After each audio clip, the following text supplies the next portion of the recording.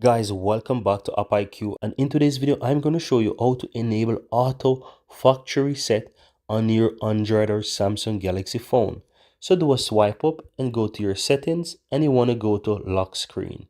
Then from here you want to click on secure lock settings. You need to enter your PIN here, and once you do so you will find the auto factory reset, and it basically says after 20 incorrect attempts to unlock your phone, this will factory reset your phone to its default settings.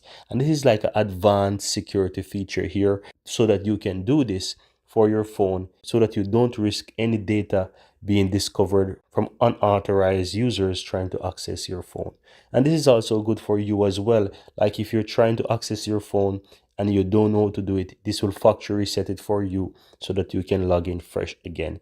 Right, so very important feature here, guys. So all you have to do is just toggle this on and you will have the auto factory reset enabled on your phone.